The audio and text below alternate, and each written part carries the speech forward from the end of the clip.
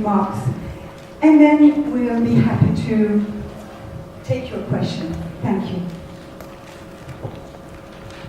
Thank you, Rajendra. Good morning. It's actually good afternoon now. Thank you for coming here. We felt this would be a very useful interaction because after all the negotiations have gone through a week, and clearly the next week is going to be crucial in moving towards an agreement that I hope will bring about a desired outcome for global human society. And what we felt would be very useful is to talk about some of the scientific underpinnings that must drive the negotiations towards an agreement. As we've said on previous occasions, the fourth assessment report, which came out in 2007, was able to advance knowledge substantially over the previous report, but clearly it was within the same framework, within the same structure and mode than what we have today. In really 21 years of experience of the IPCC, where tens of thousands of scientists have worked together.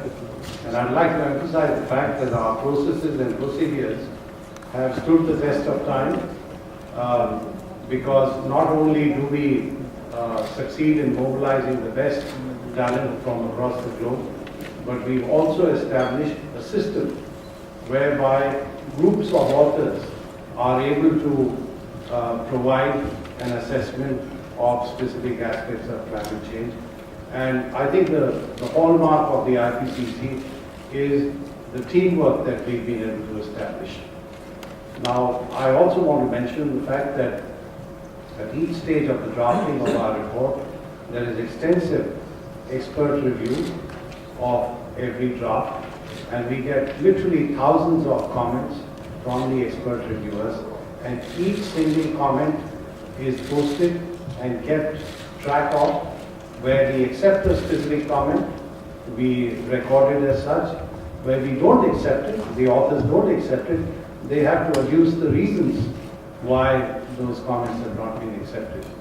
And then finally, let me also remind everyone over here that the summary for policymakers of every report, or the summary for policymakers of every report, is accepted by all the governments of the world, and that's a process which requires word-by-word acceptance and approval.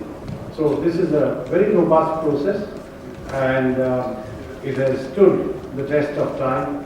And may I say that if, let us say today, we were to devise an organization that would carry out such a comprehensive assessment of climate change, and you were to come up with something that would meet the needs of human society and decision makers in particular, you would invent something that is clearly identical to what the IPCC is. And in that sense, may I say, this has been a unique experience, this is a unique organization, and we're very proud of what we've been able to do.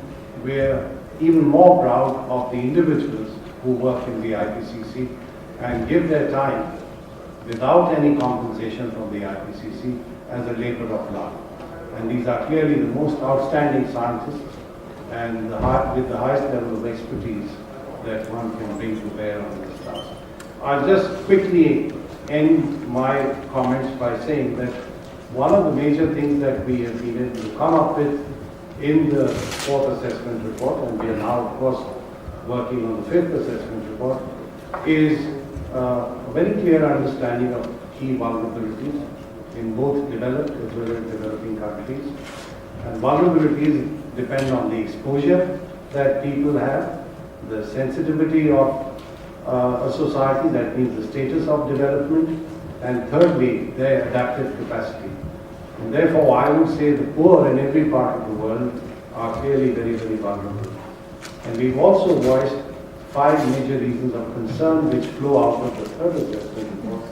And these are really risk to unique and threatened systems. Extreme weather events, which we know the intensity and frequency of is increasing. The distribution of impacts and vulnerabilities, because these are not uniform across the globe, they vary enormously. And I think our negotiations must understand that, and the agreement must take that into account. The aggregate impacts, because there would be much higher damages that we find for larger magnitudes of climate change and temperature increases. And there are also risks of large-scale singularities, and these we have documented very clearly. Now, I'll just end by saying that at the same time, while all these concerns relate to the outcome of inaction on the part of global society, if we were to take action, the costs of mitigation are really much, much lower than what anyone had anticipated. And what's even more significant is the fact that there are huge co-benefits in taking mitigation action.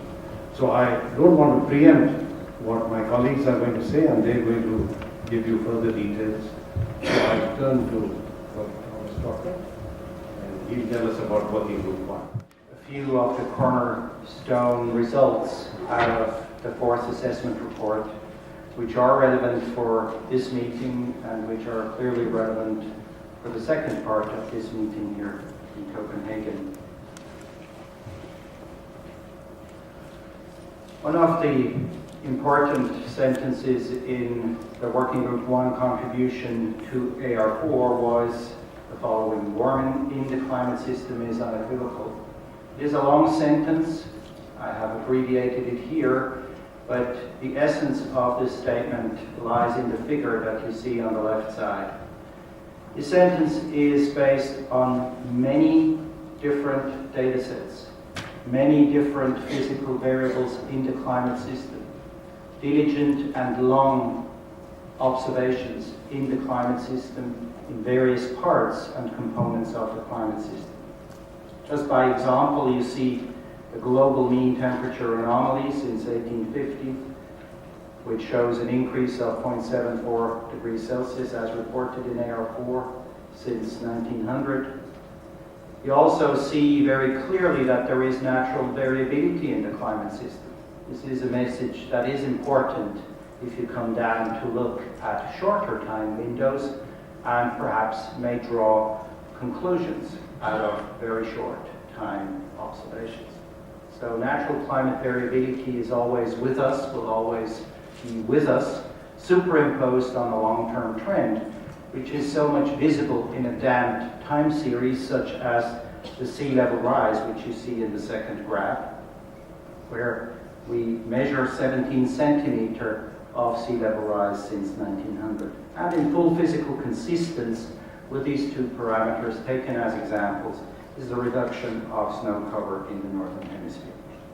This is the basis that led us in Working Group 1 to say and make the statement, warming in the climate system is unequivocal.